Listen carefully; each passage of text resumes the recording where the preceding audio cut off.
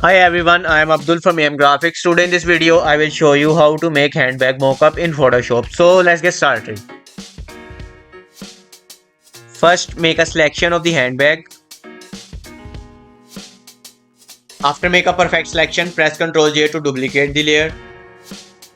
Now import the pattern design. So go to File, Place Embedded, select Pattern Design and Place. And transform it to the bag size. Click OK. Create a clipping mask and change that blend mode to multiply. Go to blending options. Move the white underlying slider to the left side and break it by holding Alt and drag with click. And hit OK.